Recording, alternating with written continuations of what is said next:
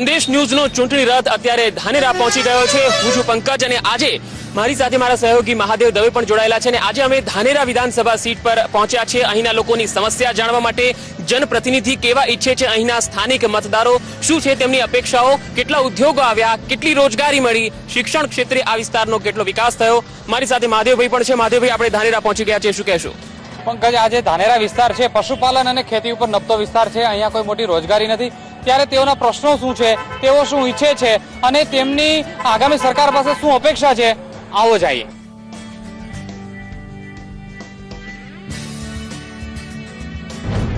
ધાનેરા વિસ્તારની લોકોની જે સમસ્યાઓ છે, મતદારો શું કહી રહ્યા છે જાણવા માટે અમે પહોંચ્યા છીએ અત્યારે રેલવે વિસ્તારની અંદર। જે રેલવે સ્ટેશન છે તે એની નજીક જ આવેલો છે આ ઓવરબ્રિજ।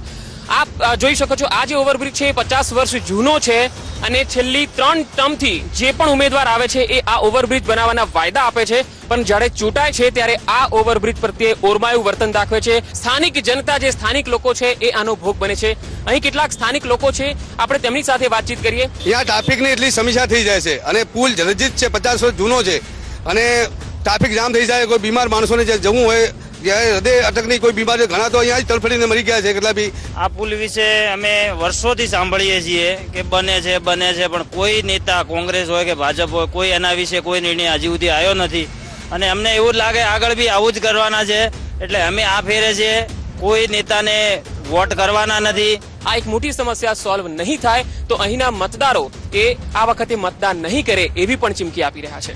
તો આ હતી આજની આ મોટી સમસ્યા। આવો ધાનેરા વિસ્તારમાં ફરીએ, જાણીએ બીજા અન્ય કેટલાક રંગો।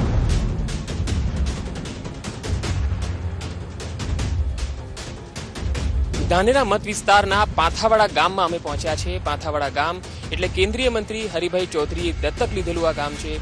આ ગામમાં કેટલા વિકાસ કાર્યો થયા છે, આ ગામના લોકોની સમસ્યાઓ કેટલી ઉકેલાઈ છે, અહીંના જે ધાનેરાના ધારાસભ્ય છે કેટલી વાર અહીં મુલાકાત લેવા માટે આવે છે અને કેન્દ્રીય મંત્રીએ અહીં વિકાસ માટે કેટલા કાર્યો કર્યા છે, આવો જાણીએ, આ ગામની મુલાકાત લઈએ, આના સ્થાનિકોને મળીએ।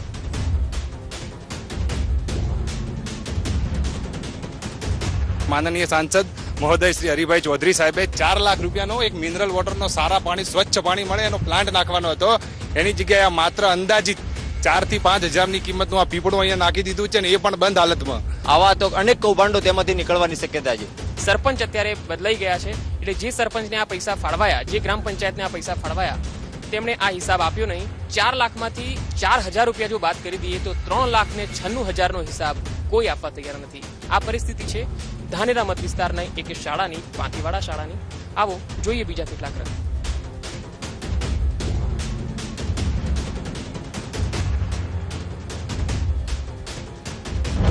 અમે અત્યારે પહોંચ્યા છીએ ધાનેરાના પાંથેવાડા ગામની અંદર। આ કેટલી પર રહેતા કેટલાક ચાની ચુસ્કી લગાવતા લોકો જે અહીંના સ્થાનિકો છે, એમને જરા પૂછીએ કે તેઓ કેવો વિકાસ ઝંકે છે અને તેમને કેવા નેતાની જરૂર છે। આ ગામનો કેટલો વિકાસ થયો છે અને સમસ્યાઓ મૂળ કઈ છે?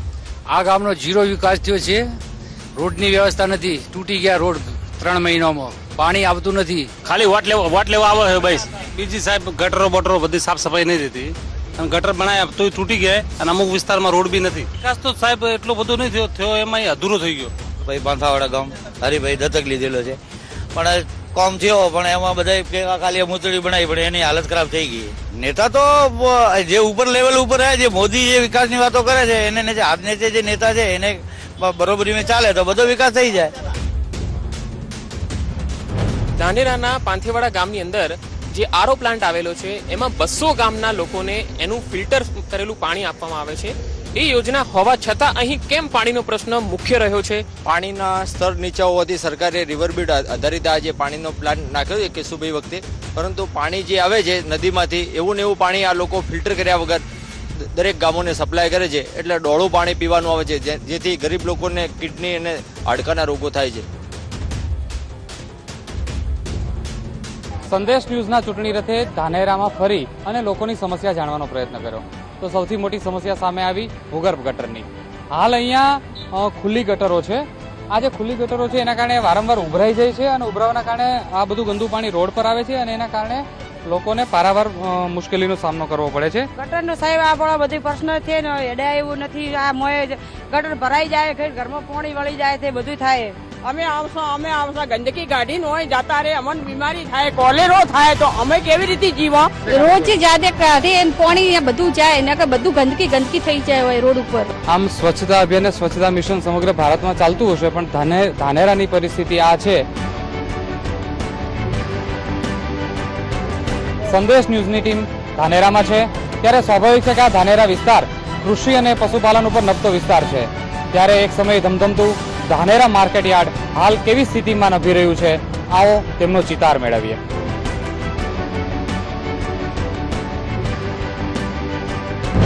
અત્યારે નેનાવા માર્કેટ બની ગયું છે, એના કારણે અહીંયા ઘસારો ઓછો થઈ ગયો છે. અહીંયા પાક પેદાશો આવતી નથી. એના કારણે સીધો અસર ખેડૂતોને થઈ રહ્યો છે, વેપારીને થયો છે સૌથી મોટો. એ એક્શન હવે પ્રાઇવેટ માર્કેટ થવાથી ખેડૂતોને ત્યાં પ્રાઇવેટમાં માલ વેચવા જાય અને બહારથી જે રાજસ્થાનથી જે માલ લાવતા હતા એમને રોકડા ના આપે. વેપારીઓ સમયસર ખેડૂતોને પેમેન્ટ આપતા નથી. નમસ્કાર દર્શક મિત્રો, સંદેશ ન્યૂઝનો ચૂંટણી રથ પહોંચી ચૂક્યો છે બનાસકાંઠાની મહત્વની સીટ ગણાતી ધાનેરા વિધાનસભા મત વિસ્તારમાં. આજે આપણે આ મત વિસ્તારના અહીંના જે પ્રતિનિધિ છે ભાજપ અને કોંગ્રેસના અને અન્ય પાર્ટીઓના જે પ્રતિનિધિ ઉમટ્યા છે એમને પૂછીશું કે છેલ્લા 5 વર્ષમાં તેમણે આ વિસ્તારના વિકાસ માટે કયા કાર્યો કર્યા છે. આપણી સાથે વિશાળ જનમેદની પણ ઉમટી છે. આપણી સાથે અત્યારે ધાનેરા મત વિસ્તારના સિટિંગ એમએલએ જોઈતાભાઈ પણ છે અને તેમના કોંગ્રેસના કાર્યકર્તાઓની ટીમ પણ છે. તો સાથે સાથે બીજેપીના વસંતભાઈ પુરોહિત પણ છે, જેઓ 2012માં ઉમેદવાર પણ હતા અને ભાજપના નેતાઓની આખી ટીમ છે. સૌથી પહેલો સવાલ કોંગ્રેસના સિટિંગ એમએલએ જોઈતાભાઈ આપને, 5 વર્ષ માટે આપ અત્યારે હતા આ સીટ પર છો, કેટલા કામો વિકાસના કર્યા? 5 કામો કયા છે? છેલ્લા 5 વર્ષની અંદર વીજળીનું સબસ્ટેશન નાદુડા, બાકીનું સબસ્ટેશન ભાટી, ત્રીજું સબસ્ટેશન સામરવાડા, ચોથું સબસ્ટેશન પ્રપોઝ કર્યું છે બાટરામ અને 5મું ગાગુવાડા. એ વાત કરી. બાકીના લગભગ 30 થી 30 રસ્તાઓની 90 રસ્તાઓની રજૂઆત કરી છે અને એની અંદર 30 થી 35 રસ્તાઓના કામ મંજૂર થયા છે અને કામ પ્રગતિમાં છે. વસંતભાઈ, આપનું શું કહેવું છે? આપની તો સરકાર પણ રાજ્યમાં છે, કેન્દ્રમાં પણ છે. આ વિસ્તાર માટે કેટલા કામો રાજ્ય સરકાર તરફથી થયા અને સ્થાનિક નેતા તરીકે આપે કેટલા કામો અહીં આ વિસ્તાર માટે કર્યા? સ્થાનિક કાર્યકર્તા તરીકે આ વિસ્તારની અંદર જ્યારે આખા તાલુકાની અંદર એક જ સીએસસી હતું, એના પછી 2 સીએસસી મંજૂર કરાવ્યા. તો કોઈ પણ વિસ્તાર 5 કિલોમીટરની અંદર જ્યાં જ્યાં લાઇટો નહોતી મળતી, જેમને લોડ ઓછો મળતો હતો, એ તમામને અમે જાતે કાર્યકર્તાએ જઈ અને ત્યાં આગળ અત્યારે પણ છેલ્લે ભાંજણા અને નેનાવા 2 SS 66 કેવીના SS મંજૂર કરાવે છે. બીજેપી અને કોંગ્રેસ કહી રહી છે કે બંને વિકાસના કામો કર્યા છે, તો પછી અહીંની જનતા છે એ પાણી માટે તરસી કેમ છે? અહીંની જનતા છે રોજગારી માટે તરસી કેમ છે? પાણી માટે શું કર્યું? આપને એવી વાત કરી કે તમામ ક્ષેત્રની રજૂઆત કરી છે અને એના પાસે મારા લેખિત આધારો છે. અત્યારે જે કઈ વિકાસના કામો ગુજરાત રાજ્યમાં થાય છે એ બીજેપી કે કોંગ્રેસના ફંડમાંથી થતા નથી, ફક્ત પ્રજાના પૈસાથી થાય છે. આ જોઈતાભાઈનો આરોપ એવો છે કે જે કંઈ પણ વિકાસના કામ થાય છે એ બીજેપીના કોઈ ફંડમાંથી નથી થતા, કોંગ્રેસના જે ધારાસભ્ય છે એમને જે ગ્રાન્ટ મળે છે, એમની રજૂઆત થાય છે, એના કારણે થાય છે. એમને રજૂઆત વાળી વાત કરીએ તો માત્ર કામોની વાત કરીએ, ધારાસભ્ય ગ્રાન્ટ સિવાયની બાકીનું એમનું કામ વ્યક્તિગત કંઈ નથી. અહીંયા જ્યારે કોઈ પણ માણસની બેરોજગારીની વાત કરીએ, 10 વર્ષ પહેલા આ વિસ્તાર હરિયાળો હતો અને એ વખતે રોજગારની જરૂર હતી. એના પછી જ્યારે મફતભાઈ અહીંયા ધારાસભ્ય હતા, જીઆઈડીસીની દરખાસ્ત એમને ચલાવી હતી. છેલ્લા 5 વર્ષની અંદર 4.5 વર્ષથી પણ એ દરખાસ્તને ધારાસભ્ય તરીકે એમને કંઈ કરવું જોઈએ, કશું જ નથી કર્યું. હવે આપણે જનતાની વચ્ચે જઈએ. જનતા શું કહેવા માંગે છે? આ વિસ્તારની સમસ્યા શું છે? આપની પાસે આવીશ. આ વિસ્તારની સમસ્યા એ છે કે ધાનેરામાં તાલુકામાં પાણીના તળ ઊંડા ને ઊંડા જાય છે. એ માટે કંઈક કરવું જોઈએ. ભારતીય જનતા પાર્ટી હોય કે કોંગ્રેસ હોય, રેલવેનો નાળો છે એને વર્ષો થઈ ગયા છે, આજે પણ ટ્રાફિક જામ થઈ જાય છે અને ત્યાંથી એ ધાનેરાનો વિકાસ અટકી જાય છે. પાણીના તળ છે એ ખૂબ નીચા ગયા છે. અને બીજો એક મહત્વનો સવાલ કે 50 વર્ષ જૂનો જે રેલવે અંડરબ્રિજ છે જે બન્યો નથી અને એના કારણે ટ્રાફિક જામની મોટી સમસ્યા સર્જાય છે. પાણી માટે 138 ગામની મેં મુલાકાત લીધી છે. દરેક ગામની અંદર ગ્રામ આગેવાનોની સહી લીધી છે.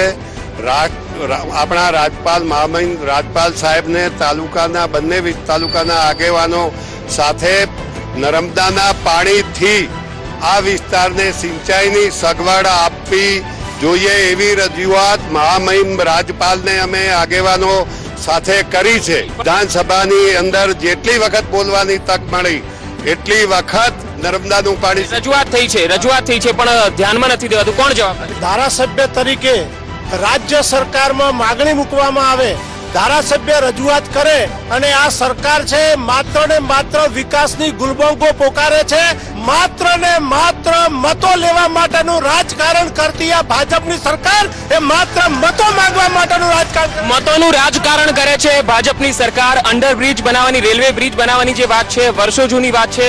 એમણે કીધું છે કે રજૂઆત ખૂબ કરી છે પણ આ સરકાર એ રજૂઆતને કાને ધરતી નથી. એટલા માટે ફરીથી જ્યારે ભારતીય જનતા પાર્ટીની સરકાર કેન્દ્રમાં આવી એ વખતે મંજૂરી માટે જ્યારે કાગળો ગયા એ વખતે આ જે રોડ હતો એ રોડ સ્ટેટ હતો, એના પછી નેશનલ થયો એટલે ફરીથી ટ્રાન્સફર કરી અને ફરીથી મંજૂરી અત્યારે રેલવે આપી દીધી છે અને એનો કામ શરૂ થશે. 50 વર્ષ જૂનો છે એ મુદ્દો એ હવે ઉકેલાવા જઈ રહ્યો છે. આપણી પાસે અન્ય પાર્ટીઓના કેટલાક નેતાઓ પણ છે, એમને પૂછીએ.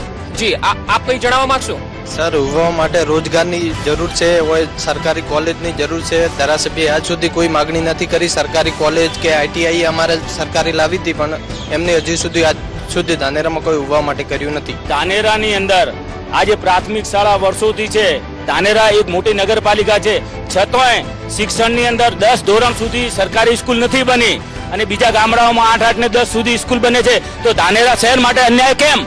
કે ધાનેરા શહેરને અન્યાય કેમ થાય છે? શિક્ષણને લઈને 22 વર્ષથી અન્યાય થયા છે. ભારતીય જનતા પાર્ટીની સરકાર આવી ત્યાર પછી ગ્રાન્ટેડ શાળાઓ જે આપવી જોઈએ એ સરકારે આપી નથી, જેના કારણે બનાસકાંઠા જિલ્લો શિક્ષણની અંદર પછાત રહ્યો છે. બીજેપી કેટલી સંસ્થા લાવી? ધાનેરામાં માધ્યમિક શાળાઓ આ 2 વર્ષમાં 15 માધ્યમિક શાળાઓ આરએમએસ, 2 મોડેલ સ્કૂલો.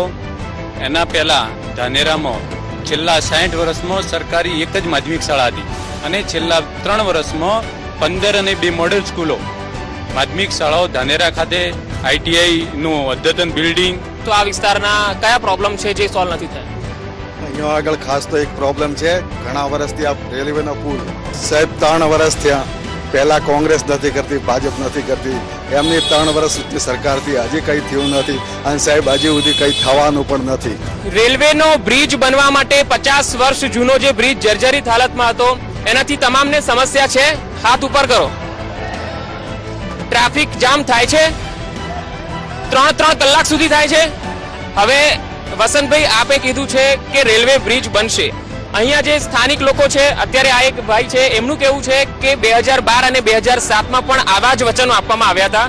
પછી જ્યારે ઉમેદવાર ચૂંટાઈ જાય છે પછી એ બ્રિજ ઉપર કોઈ ધ્યાન આપતું નથી. બ્રિજ 100% બની જશે, 6 મહિનામાં બની જશે નહીં પણ ટેન્ડર અત્યારે 2 મહિનામાં ઇસ્યુ થઈ જશે. ટેન્ડર ઇસ્યુ થયા પછી બ્રિજ 2 મહિના પછી શરૂ થઈ જશે. ટેન્ડર ઇસ્યુ થયા પછી 2 મહિનામાં બ્રિજનું કામ શરૂ થશે. હવે કોંગ્રેસ, આપ કોંગ્રેસના નેતા તરીકે શું વચન આપવા માંગો છો? અગર આપ ચૂંટાઓ છો તો આ બ્રિજ કેટલા સમયમાં બનશે?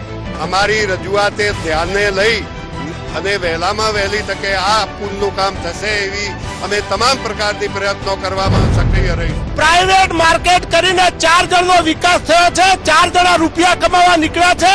રાયડો 744 રૂપિયા ટેકાના ભાવ બોલ્યા હતા, એક પણ દોડો ખરીદ્યો હતો સાથે ઠોકીને કે ના પૈસા આયા. ડોમરાજી સરપંચ હતા એમાં 2,000 અમારા પાસેથી લઈને સાહેબન ખવડાવવાનું લઈ આવ્યા છે.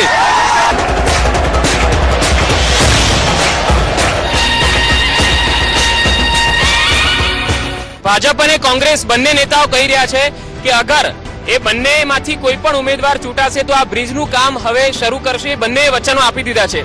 કોને વિશ્વાસ છે આ વચનમાં અને કોને વિશ્વાસ નથી? મારો સવાલ વસંતભાઈ પુરોહિતને છે કે તમે 7 વખત એનું ખાતમુહૂર્ત કર્યું છે, એની તારીખ આપો, ક્યારે તમે ચાલુ બ્રિજ કરાવશો?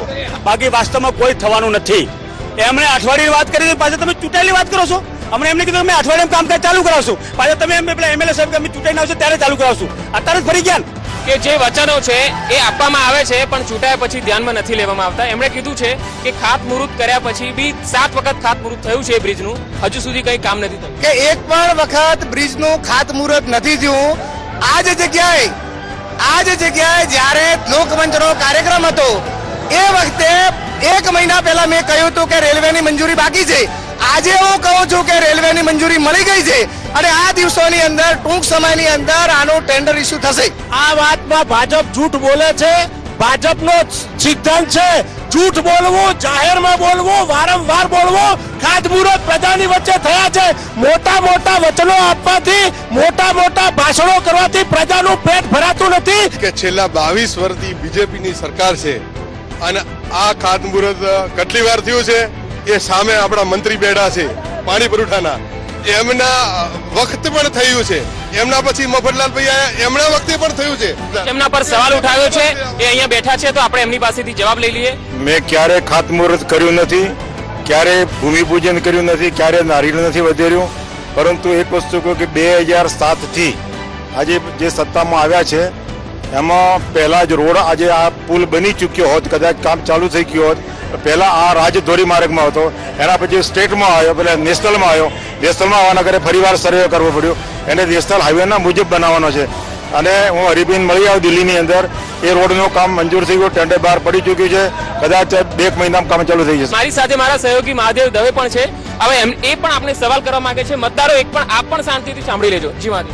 આ ધાનેરા વિસ્તાર જે છે, ખાસ કરીને વસંતભાઈ તમારી ટીમને એક પ્રશ્ન છે કે ધાનેરા વિસ્તાર કૃષિ અને પશુપાલન ઉપર નભતો વિસ્તાર છે. ગંજ બજાર એક સમયે ખૂબ ધમધમતું હતું, પરંતુ જે આ નેનાવામાં બન્યું ખાનગી માર્કેટયાર્ડ, એને પ્રોત્સાહન આપવા ધાનેરા માર્કેટયાર્ડનો અત્યારે એકડો કાઢવામાં આવી રહ્યો છે. આ વાત તથ્ય કેટલી છે અને આનું કારણભૂત કે જવાબદાર જે ખાનગી માર્કેટ બનાવવામાં આવ્યું એના લીધે ધાનેરા માર્કેટને નુકસાન નથી થતું. નેનાવાની અંદર તો જે અત્યારે પણ માલ આવે છે એ માલ રાજસ્થાનનો આવે છે. નેનાવા એક છેવાડાનું ગામ છે અને એક સરકારની પોલિસી છે કે ખેડૂતને 10 કિલોમીટર વધારે ન જવું પડે. ધાનેરાનું માર્કેટ અત્યારે બંધ થવાના આરે છે. પ્રાઇવેટ માર્કેટ કરીને 4 જણનો વિકાસ થયો છે, 4 જણા રૂપિયા કમાવા નીકળ્યા છે અને ખેડૂતો અને પ્રજા પાયમાલ થઈ ગઈ છે. આ પ્રાઇવેટીકરણ અને તમામ જગ્યાએ શિક્ષણનું વેપારીકરણ થઈ ગયું છે. ભાષણો દ્વારા રાજ લઈને વોટ લેવા છે. શિક્ષણનું વ્યાપારીકરણ અને ખેડૂતો પાયમાલ થઈ રહ્યા છે, એવો એમનો મુદ્દો છે. બીજેપીના નેતા તરીકે આપ શું જવાબ આપો? શિક્ષણનું વ્યાપારીકરણ થઈ રહ્યું હોય તો 15 માધ્યમિક સરકારી શાળાઓ ના આપવામાં આવે, આઈટીઆઈ કોલેજ સરકાર ન ચલાવે, દરેક તાલુકા મથકે સરકારી કોલેજો ના આપવામાં આવે. આ વિસ્તારમાં ઉદ્યોગો કેટલા આવ્યા, કોણ કહેશે? ધાનેરાની અંદર મોટો પ્રશ્ન છે જીઆઈડીસી નો. જીઆઈડીસી હોત ખાલી અહીંયા માર્કેટ ઉપર જ ટકેલું છે. જીઆઈડીસી હોત તો આજે ઘણા ભાઈઓ જે આ 2 હાલ ના બેઠા હોત અને મજૂરી કરી અને ધંધા ચલાવોત. ધાનેરા તાલુકો માત્ર ને માત્ર ખેતી ઉપર જ આધારિત છે. રાયડો 744 રૂપિયા ટેકાના ભાવ બોલ્યા હતા.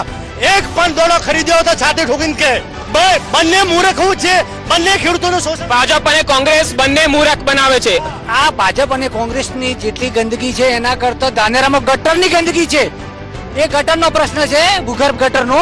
ભૂગર્ભ ગટર માટે આપે શું કર્યું જોઈતાભાઈ અને ભાજપના નેતા વસંતભાઈ? આપને ભૂગર્ભ ગટરનો બહુ મોટો પ્રશ્ન છે, અહીંના સ્થાનિકોનો શું કહેશો? પહેલા જોઈતાભાઈ આપ. ભૂગર્ભ ગટરનો વ્યાપક પ્રમાણમાં પ્રશ્ન છે. જે તે વખતે બોર્ડે કામગીરી કરી એ વખતે અમારા પ્રમુખ પણ હતા. અમે લેખિત વાંધો પણ આપેલો કે તમે આખા નગરના ખાડા ખોદી નાખ્યા અને એના ઉપર રોડની કામગીરી કરો. મારા જાણવા પ્રમાણે હવે ગ્રાન્ટ આવી છે અને એની ઉપર ભૂગર્ભ ગટરની કામગીરી એ લોકો વહેલામાં વહેલી તકે કરે. સંદેશની ટીમે આજે જ્યારે ધાનેરાની મુલાકાત લીધી ત્યારે ઠેર ઠેર ગટરો ઉભરાતી નજરે પડેલી હતી. ખુલ્લી ગટરો છે અને ભૂગર્ભ ગટરનો એક યોજનાનો ફિયાસ્કો થઈ ચૂક્યો છે. ગ્રામજનોનું એવું કહેવું હતું કે અમારે જાતે ગટરો સાફ કરવી પડે છે, એટલે ખુલ્લી ગટરો છે, સફાઈ પણ થતી નથી અને ભૂગર્ભ ગટરનું નામો નિશાન નથી. ત્યારે બંને પાર્ટીને પૂછવું જોઈએ કે આના માટે બંને શું કર્યું? આ ભૂગર્ભ ગટર યોજના પાણી પુરવઠા દ્વારા 18 કરોડના ખર્ચે બનાવવામાં આવી છે. એ રોડ વચ્ચે તમામ સમાંતર ચાલેલે રોડ વચ્ચે બનાવવામાં આવી હતી. ભૂગર્ભ ગટરની યોજના આજે બી અમલમાં છે, સારી છે, સફળતા છે. પછી ગટરો કેમ ઉભરાય છે? એસટીપીપી પ્લાન્ટ, જેને સ્યુએજ ટ્રીટમેન્ટ પ્લાન્ટ, એ નથી થયો. એના કારણે લોકોએ જાતે કનેક્શન જોડી દીધા છે, કોઈ પણ જાતની પરમિશન લીધી નથી. અત્યારની ભૂગર્ભ ગટર કમ્પ્લેટ ઓલરેડી ચાલુ થઈ ગયો. 2 વર્ષની એને મેન્ટેનન્સ કરવા માટે એ પાર્ટી એજન્સી તૈયાર છે, પરંતુ ભાજપની બોડી ને માત્ર એનઓસી આપવા માટે એમને વિલંબ થાય છે. પણ એમને એનઓસી નથી આવતા. વારંવાર એ લોકોને કહેવામાં આવે છે પણ એ લોકોને એનઓસી. એના માટે જવાબદાર કોણ? રાજ્ય સરકાર કે અહીંના સ્થાનિક? અહીંયાની નગરપાલિકા જ. જે સ્થાનિકોનો પ્રશ્ન હતો ભૂગર્ભ ગટરનો, એ અત્યારે તો આક્ષેપબાજીમાં ઉલઝી રહ્યો છે. હવે આપણી સાથે વરિષ્ઠ પત્રકાર બનાસકાંઠાના ધનેશભાઈ પરમાર છે, તેઓ સવાલ કરવા માંગે છે. ધનેશભાઈ, આપ આ સ્થિતિથી વાકેફ છો, આ પરિસ્થિતિથી, આ વિસ્તારથી વાકેફ છો.